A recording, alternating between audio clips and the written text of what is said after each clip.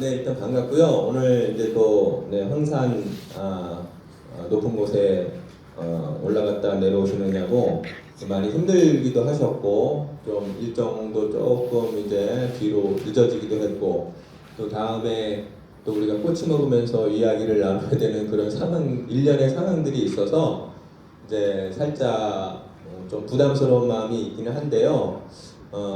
오늘 뭐 다 못 전해드린 이야기는 제가 이제 여러분에게 들려드릴 이야기가 항주 서우에 대한 이제 이야기인데 이거를 좀 미리 들려드리는 이유는 우리가 이제 내일 모레 함께 거닐게 될 이 항주 서우라는 공간이 어떤 공간인지를 대략적으로 알아야 그래도 그 공간에 가서 좀 더 스스로 느끼시는 바가 있지 않을까라는 생각이 들어서 원래는 뭐 길게 하면은 되게 길게 할 수도 있겠지만은 상황으로 보아하니 좀 그러기는 힘들 것 같고 한 30여 분 정도 말씀을 드리고 나머지는 뭐 또 버스 안도 있고 또 거닐면서 이렇게 이야기를 들려드리겠습니다. 사실은 뭐 제가 처음에도 말씀드렸지만은 제 이름을 이렇게 이제 걸고 이 여행 공간을 다닌다는 게 살짝 좀 부담 되는 것도 있습니다. 이제 왜냐하면은 또 우리 이번 또 답사 여행에는 좀 특별한 또 분들도 같이 지금 이렇게 이제 함께 하고 있잖아요. 그래서 여기 이제 나이덕 선생님, 또 장성남 선생님, 또 뭐 이문재 선생님, 이은숙 이제 선생님들이 와 계신데 뭐 여러분들은 어떨지 모르겠지만은 이제 우리 문학에 있어서는 이제 한 분 한 분이 정말 이렇게 저명하신 이제 분들이고 저는 고전 문학을 전공하고 있음에도 불구하고 이렇게 이름을 이러저러한 그 경로를 통해서 들었고 또 제가 예전에 저도 이제 학원 강사를 한 적이 있었는데 그때도 교과서 시인으로서 이제 자주 이렇게 제가 시를 보기도 했고 그런 분들이 한 분도 아니고 네 분이나 이 공간에 사실은 같이 우리가 이제 여행을 해서 굉장히 이제 귀한 인연이에요. 우리가 여기 저 문학을 하는 공간이면은 저는 저 뒷방 구석에 있어야 되고요. 여기 계신 이제 한 분 한 분이 굉장히 그래서 제가 지금 이제 단톡방이 있습니다. 연암 학당이라고 거기는 주로 이제 책을 좋아하는 분들인데 사실은 뭐 세 분의 이름을 계속 제가 홍보를 했으면 아마 분명히 더 많은 분들이 왔을 텐데 또 이렇게 이름을 갖다가 또 이용하는 게 아닌가 싶어가지고 얘기를 안 했어요. 근데 따로 이제 그 후에 이렇게 몇 분에게 했을 때 되게 이렇게 이제 부러워하고 이제 그랬습니다. 그래서 이렇게 함께 또 여행을 해주셔서 굉장히 감사하고 고마운 마음이고요. 또 우리 거기 답사하신 모든 분들이 이게 굉장히 귀하고 특별한 인연이니까 또 서로 소중한 그런 이제 인연이 되었으면 좋겠습니다. 오늘 제가 이제 여러분에게 이렇게 들려드릴 이야기는 항주 서우라는 이제 공간에 대해서 말씀을 한번 이렇게 드릴 텐데요. 길게는 안 하고 약속한 대로 한 30여 분 정도 준비한 거는 많이 있지만은 이제 진행을 이렇게 해 보도록 할 거고요.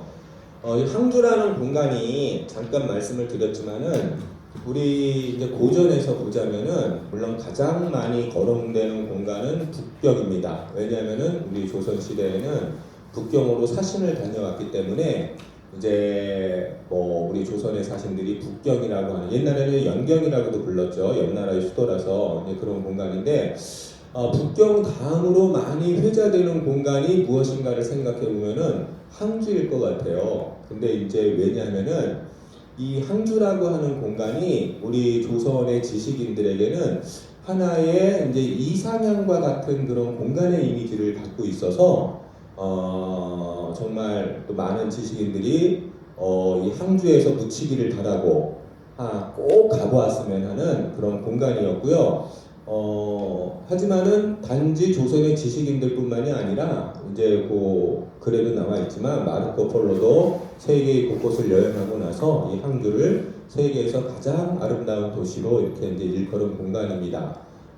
물론 우리가 너무 이렇게 머릿속에 환상을 갖고 보게 되면 실망할 수도 있지만 저는 항주라고 하는 것을 이제 재작년이군요. 처음 갔다 와 봤어요. 근데 그때는 그냥 잠깐 찔끔 이렇게 이제 구경을 했기 때문에 저도 이제 뭔지도 모르고 갔었고, 그래서 또 그때는 비가 계속 내렸고 사람들이 너무 많아서 이제 제대로 이렇게 감상할 그런 시간도 갖지 못했는데, 이제 이번 여행에서는 좀 더 천천히 걷기를 하면서 편안하게 갔으면 하는 그런 마음을 갖고 있습니다. 한번 가보죠. 항구가 어쩌고 저쩌고 뭐 공간에 대한 구체적인 것은 제가 그 공간을 직접 보면서 이제 이야기를 들려드릴 수 있을 것 같고요. 오늘은 특별히 왜 이 공간을 우리가 가게 되었는가에 대한 이야기를 중심으로 말씀을 드릴게요. 자, 우리 유석의 이제 누실명이라는 글에서 제가 이제 좋아하는 글인데 이런 말이 있습니다. 산은 높음에 있지 않으니 신선이 살면 이름이 높고 물은 깊음에 있지 않으니 용이 있으면 영원하다. 이제 이런 구절이 있습니다. 그러니까 명산의 조건은 무조건 높다고 해서 그것이 명산이 되는 게 아니라 거기에 신선이 살아야 명산이 되는 것이고, 물이 무조건 깊다고 해서 유명한 물이 되는 게 아니라 거기에 용이 있으면은 이제 물이 유명한 물이 된다는 거죠. 물론 이제 이 황산이라고 하는 공간은 굉장히 이제 어떤 높이 자체보다는, 왜냐면 높이가 1800m잖아요. 높기는 하지만 단순히 높다고 해서 황산이 유명한 것은 아니고요. 황제의 산이라고 하는 맥락에서 보듯이 이제 그게 다른 산을 압도하는 가장 어떤 의미가 있다고 하는 건데, 사실은 황산을 조금 더 구체적으로 들어가 보면은요, 이 오히려 도교와 불교에서 굉장히 중요한 산이에요. 태산과 더불어서. 그래서 우리 어떤 이런 도교를 연구하는 연구자들이 황산을 어떤 도교를 대표하는 공간으로서 이렇게 가보기를 원해요. 그래서 사실은 황산 안에는 이러저러한 이제 맥락이 있습니다. 오늘 저희가 뭐 황산을 이제 이렇게 둘러보기는 했지만, 아까 이제 잠깐 얘기를 나눈 게, 저는 이제 금강산을 가보지를 않아서 이제 이렇게 비교할 길이 없는데, 금강산을 다녀오신 분도 있어서 얘기를 잠깐 나누다가 제가 황산은 뭐 봉우리가 100개도 안 된다고 하는데 금강산은 이제 12,000봉이라고 하잖아요. 그러면은 여러 가지 면에서 봤을 때 금강산이 더 압도해야 되는 게 아닌가? 이런 이야기를 나누다가 잠깐 챗을 활용해 봤더니, 금강산에 실제 이름이 있는 봉우리는 한 60여 개 정도래요. 이름이 있는 봉우리는. 근데 그러니까 이름이 있는 게 아니라 1000m가 넘는 봉우리가 60여 개. 근데 황산은 1000m가 넘는 봉우리가 70개가 넘거든요. 77개인가 그렇다고 했어요. 그러니까 실제로도 이제 봉우리의 어떤 숫자만 봐더라도 어떤 황산이 좀 더 압도하는 그런 뭔가 웅장한, 웅원한 느낌이 있는 거고요. 이게 바위가 많은 그런 악산이잖아요. 그래서 잠깐 상식이지만 뭐 이렇게 이제 언덕구와 뇌산의 어떤 차이에 대해서 이렇게 이야기를 나눈 적이 있잖아요. 뭐 일반적으로는 제가 그 한자에 쓸모라는 책에도 그 산에 대해서 쓴 바가 있지만, 언덕과 산의 차이는 대개 이제 구름으로 이루어져 있으면 구인데, 그 높이로 따지면은 뭐 한 500m 이상이 돼야 산이라고 하지만 옛사람들이 그 높이를 어떻게 알았겠어요. 그래서 그거는 구와 산의 어떤 가늠은 과학적으로 잴 수는 없는 거고요. 구릉의 느낌이면은 구자를 확 썼고, 그 다음에 이제 되게 봉우리가 한 3개 이상인 그 이제 산산자에서 드러나듯이, 그러면서 좀 높다 싶으면 산이라고 붙였지만은 그런 것도 이제 임의적이기는 하죠. 다만 바위가 많은 악산인 경우에는 거기다가 큰 산 악자를 써서 우리가 뭐 설악산, 또 서울에는 무슨 악자가 들어가는 산이 무슨 산이죠? 관악산이라고 이렇게 이제 악자가 붙으면, 바위가 많은 험한 산일 경우에는 이제 악자를 더 붙이고 뭐 이런 이제 기본적인 맥락은 이제 있습니다. 어쨌든 다시 돌아와서요. 그래서 무조건 어떤 그런 규모가 높고 크다고 해서 그게 의미가 있는 게 아니라 거기에 어떤 스토리와 사연이 깃들 때 의미가 있는 거예요. 그러니까 아무리 뭐 집이 작고 누추해도 거기에 우리가 의미 있는 인물이 살았다고 하면은 그거는 굉장히 의미 있는 공간이 되는 거고, 아무리 거대한 의리의리한 그런 어떤 집이라고 할지라도 별 볼 일 없는 사람이 산다면은 오히려 그거는 의미가 없고, 또 이상한 뭐 또 어떤 악인이 산다고 하면은 그거는 오히려 부정적인 의미를 지니겠죠. 그런 맥락에서 봤을 때 우리가 어떤 공간을 우리가 이렇게 이제 살펴보고 본다고 하는 것은 그 공간에 어떤 의미와 사연이 있는가를 잘 이해하는 게 굉장히 중요하다. 이런 이제 맥락에서 이야기를 접근을 해보겠습니다. 우리가 이제 살아가는 이 세상이 결국 공간과 시간과 인간으로 둘러싸여서 사는 거라고 생각을 해요. 그래서 이 시간이라고 하는 건 여기서 이제 뭐 리듬이라고 하는 개념은 시간이 리듬이 있어요. 그러니까 아침에 어떤 우리가 여러분들이 지하철역에서 아침에도 붐비는 시간, 또 오후에 한적한 어떤 시간, 이렇게 똑같은 공간이라도 시간에 따라서 그 공간의 이미지가 많이 달라지기 때문에 이 시간이라는 맥락이 공간과 인간을 이해하는 데도 굉장히 중요해요. 서로 연결되어 있는 거죠. 그리고 시간은 어떤 인간의 경험을 갖다가 그 시간을 통해 기억하게 해주는 거죠. 그리고 그것이 쌓였을 때 우리가 역사라고 부르는 거고요. 그리고 이제 인간이 살아갈 때 시간과 공간이 겹쳤을 때 그것이 경험을 이루는 거고, 시간과 공간이 쌓이면은 그 인간의 정체성을 만들어줘요. 그러니까 이거는 뭘 말하냐면은 한 인간이 가지고 있는, 이제 말씀을 드렸지만 세계관이나 가치관이라고 하는 것도 그 사람이 어떤 시간 속에 있느냐, 어떤 공간에 있느냐가 그 한 사람의 정체성을 많이 바꿔줘요. 그러니까 여러분이 어떤 지역에 살고 있는가, 또 그 시간 속에서 내가 어떤 역사적 조건 속에서 있느냐 하는 게 그 인간을 많이 만들죠. 그러니까 사실은 공간이 인간을 만들기도 하는 거예요. 그래서 이 공간이라고 하는 거는 또 이제 우리가 장소 조금 이따 좀 더 말씀을 드리겠지만은 사실은 그 인간이 어떤 공간에 있느냐 하는 게 삶을 만들어내요. 제가 이제 휘주 상인에 대해서도 아까 말씀을 드렸죠. 산지로 둘러싸여 있다는 그 특별한 조건이 농사를 짓지 않게 하고 장사를 하게 함으로써, 하지만 또 그 공간에 주자라고 하는 인물이 있다 보니까 유학과 상업이 결합된 굉장히 독특한 그런 이제 문화를 만들어낸 건데, 일반적인 맥락에서 유학은 오히려 상인들을 되게 천시했잖아요. 관념적이고. 그러니까 그게 가장 중심이 되었고 주관이 되었던 그런 인간 삶의 조건인데, 근데 그 공간이, 그 휘주가 가지고 있는 공간적 특수성이 아까 중국의 3대 지역학을 만들어내는 중요한 그런 조건이 이제 되었다라고 보시면 됩니다. 그러니까 여러분들이 어떤 영화나 또 어떤 소설도 보면은 처음에는 공간이 나오죠. 그 공간이 너무 중요한 거예요. 그러니까 공간이 단순한 배경이 아니라 인간의 정체성을 만들어내는, 그리고 그 전체의 주제를 만들어내는 굉장히 중요한 것이다. 이런 것들을 좀 생각을 해봤으면 좋겠고요.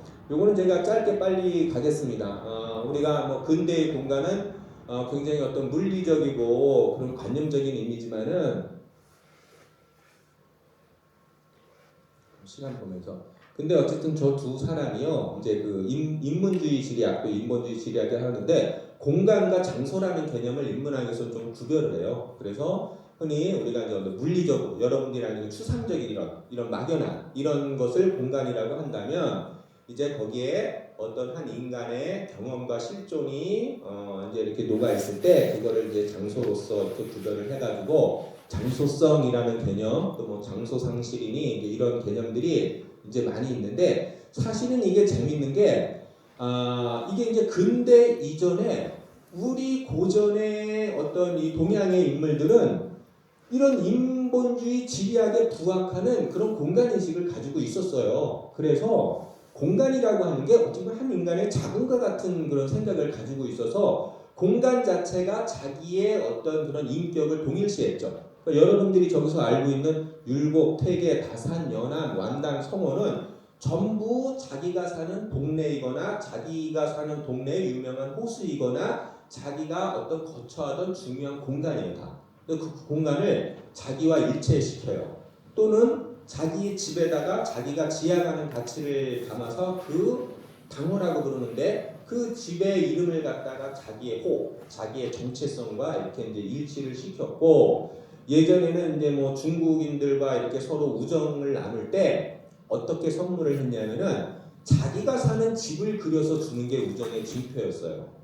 그만큼 공간이라고 하는 게 어떤 한 개인의 실존과 뗄래야 뗄 수 없었던 게 우리 고전의 인식인데, 이제 서구에서는 이 근대에 이 이프 투안과 에드워드 렐프에서 이제 인본주의 지리학이라는 그런 이제 개념을 만들어낸 건데, 그러나 우리는 고전에도 사실은 이것에 부합되는 그런 인식을 가지고 살았다라고 이렇게 보시면 되고요. 모든 이야기와 사건은 늘 언제나 공간, 폐쇄적인 공간이냐 넓은 공간이냐 그 어느 공간이냐가 작품 전체의 주제를 관통하는 그런 어떤 문제의식을 드러내기 때문에 굉장히 중요하다, 이렇게 이제 보시면 되겠고, 우리의 여행이라고 하는 거는 이런 물리적인 관념적인 공간을 하나의 나 개인의 경험의 실존의 장소로 만드는 그러한 이제 장소로 바꾸는 일이다. 근데 이제 기본적으로 여러분들이 뭐 이제 관광을 갈 때 대개는 어떤 관광지에서 그 가이드가 이제 이야기를 해주잖아요.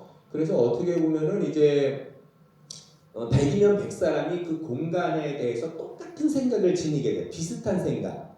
그거는 그러면 그건 공간인 거예요. 장소가 되기 위해서는 각각이 느끼는 그런 어떤 이제 장소감이 형성돼야 되는데, 연암 박지원의 열하일기가 바로 그런 장소성을 아주 가장 정확하게 보여주는. 그러니까 이 연암이라는 인물은 그 이전에 숱한 그런 이제 지식인들이 중국의 그 공간을 똑같이 다녀왔을 때 다 똑같이 얘기해요. 공간에 대해서 느끼는 게 똑같은데요. 열하일기는 그냥 연암만의 감수성이에요. 뭐 아주 한 예를 든다면, 만약에 요동벌판에 가면은 이제 조선의 지식인들이 처음으로 수천 리 그 광활한 벌판을 보면서 이렇게 드넓은 중국의 공간이 있었다니. 근데 이제 연암은 그게 아니라 그 드넓은 중국의 공간을 보면서 그 폐쇄적인 조선이라고 하는 현실을 생각하는 거예요. 그러니까 조선이라는 공간은 그야말로 엄마 뱃속에 갇힌 아기처럼 갑갑하게 어떤 사상의 자유, 생각의 자유도 없이 오직 주장만을 절대 진리로 여겼는데, 중국이라는 이 드넓은 나라에서 내가 어떤 생각의 자유를 마음껏 펼칠 수 있으니 통고 가고 싶다. 이런 맥락이에요. 그 공간 하나하나가 연암에 의해서 창조된 개인적인 상징. 그러니까 우리가 이제 제가 계속해서 이제 밀고 있는 게, 현대 한강이 있다면 고전엔 연암이 있다라고 이야기를 했고요. 또 어떤 유명한 이제 박희병 선생님은 영국의 셰익스피어가 있고 독일의 게이테가 있고 중국의 소동파가 있다면 우리나라에는 박지원이 있다. 근데 이거 외에도 많은 사람들이 연암이라는 인물은 우리가 이제 내놓을 수 있는 문화유산으로서 세종대왕 충무공과 더불어 세계 내에도 손석이 없는 그런 어떤 이제 문호의 맥락에서, 문린의 맥락에서 특별한 사람이다. 근데 그 중에 하나가 바로 그 공간을, 이미지를, 상징을 관습적으로 체험하지 않고 개인적인 이미지와 상징으로 바꿔 놓을 수 있는 거의 유일한 사람이에요. 다른 작가의 글에서 저는 아직까지 그런 창조적인 상징이나 이미지를 발견하지를 못했어요. 근데 연암은 그런 언어와 그런 어떤 공간도 그렇고 언어를 갖다가 자기의 것으로 바꾸어서 활용할 수 있는 거의 유일한 작가. 이게 이제 연암의 또 특수성을 이야기하는 한 가지라고 보시면 됩니다. 이렇게 가면 이제 끝이 없는 것 같아서 제가 조금 나중에. 자, 그런데 이제 오늘날에는 아까 말하는 그거는 벌써 이제 흘러가 버렸어요. 그냥 공간에 대한 이론이 굉장히 많은데 저는 이게 되게 의미 있어 보여요. 그래서 이제 공간의 생산이라는 이제 책이라는 게 있는데, 공간은 그냥 저절로 만들어진 게 아니라 굉장히 정치적이고 사회적인 맥락 속에서 만들어졌다는 거예요. 공간이라는 거는 만들어진다고 보는데 저는 이 부분에 대해서 굉장히 동의를 하는 편이에요. 그래서 이제 공간은 이렇게 정해진 그런 정형물이 아니라 끊임없이 아까 말한다면 시간의 어떤 흐름에 따라서 계속해서 그 공간의 상징과 이미지고 바뀌어지고 이제 되는데, 근대 이후에는 이게 굉장히 이제 정치적인 맥락이 강하다는 거죠. 그래서 공간을 제대로 읽어냈을 때 그 사회의 경제 구조와 정치적 욕망을 읽어낼 수 있다라고 보는데, 이거를 여러분들이 잘 이해를 하신다면은 사실은 그 우리가 이제 어떤 공간에서 현재 이야기되고 있는 그런 어떤 생각들이 사실은 거기에는 굉장히 어떤 사회적이고 의도적인 맥락들이 다 담겨 있다. 여기까지 좀 이해를 해 가야 된다라고 생각을 하고요. 뭐 공간의 세 가지에 대해서도 이제 이야기를 하고 그랬지만은 제가 하고 싶은 거는 근대에 이런 자본과 국가 권력이 효율성과 통제를 위해 이제 획일화된 공간을 만들어내고 있잖아요. 그러니까 이게 이제 근대의 공간의 특징이라는 거예요. 어떤 자본과 권력이 공간을 자꾸 획일화되게 만들어 놓는 거예요. 그러니까 이게요 똑같아요. 우리가 단지 이렇게 한국적인 특수성의 공간만이 아니라, 자 보세요. 여기 저 휘주라고 하는 정말 옛 것이 많이 남아있는 공간이지만 좀 전에도 여러분들이 무엇을 보셨습니까?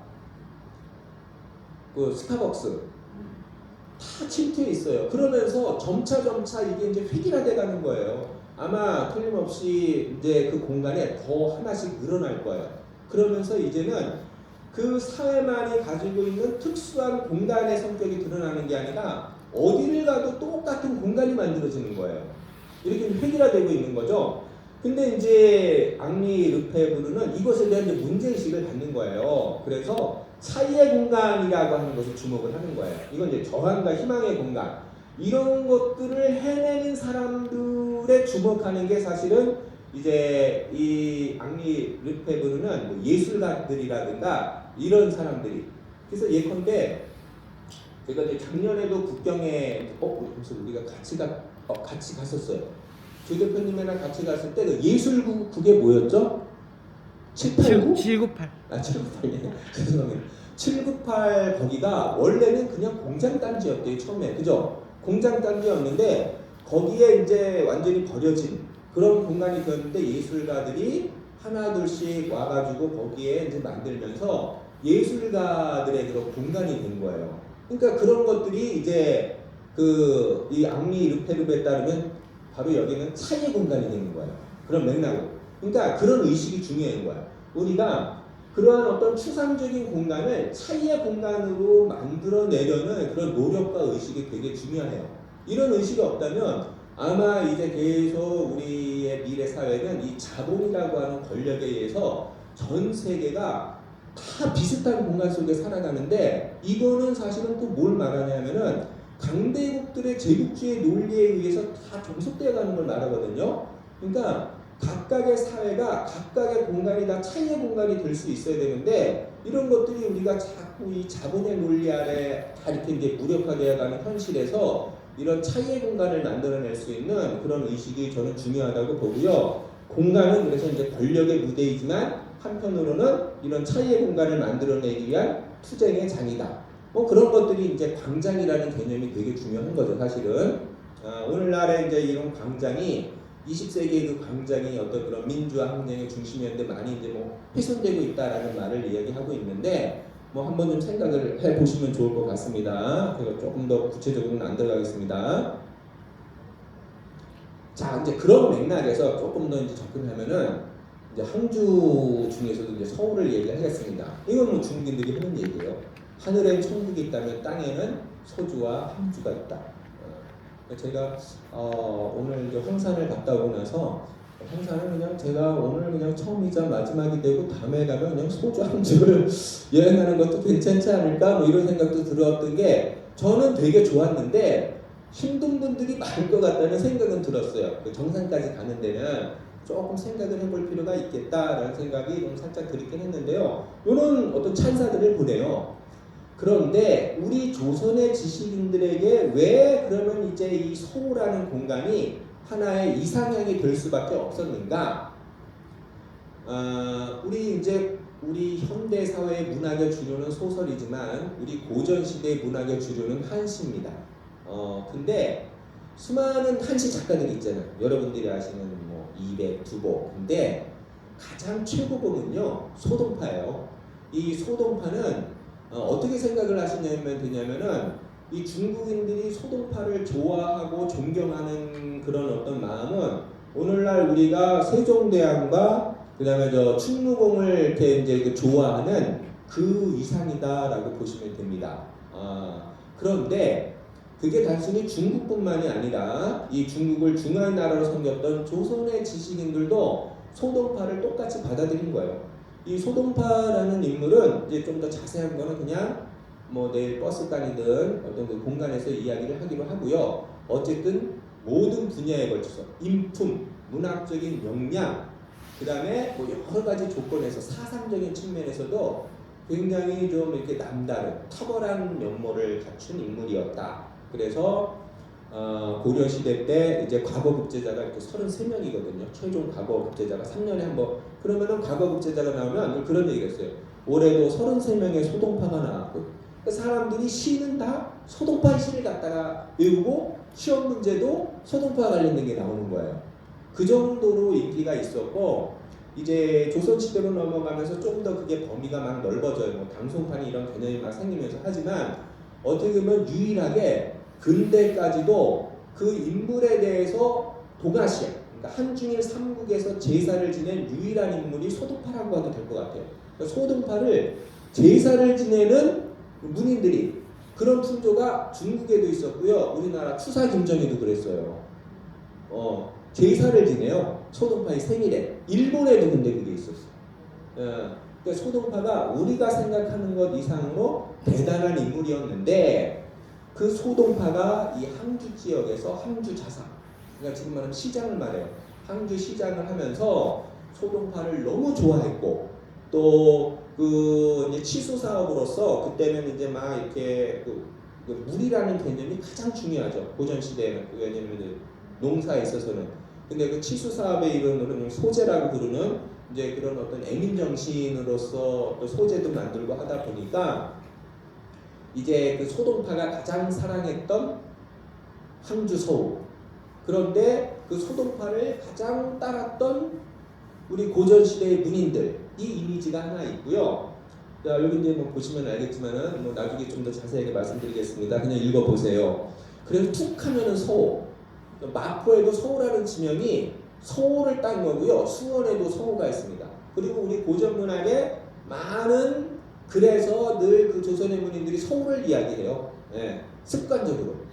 또 수많은 그림이 있습니다. 예. 그리고 이제 저에게는 더 중요한 홍대영과 항주 선비라고 하는, 이거 되게 중요하거든요. 조선 지성사에서, 특히 한중교류사에서는 너무 중요한데, 이건 이제 제가 버스에서 좀 더 자세히 얘기를 하지만 이 세 사람의 또 고향이 바로 이 항주 서울 근처였어요. 예. 할 얘기가 많은 인물. 자, 근데 이제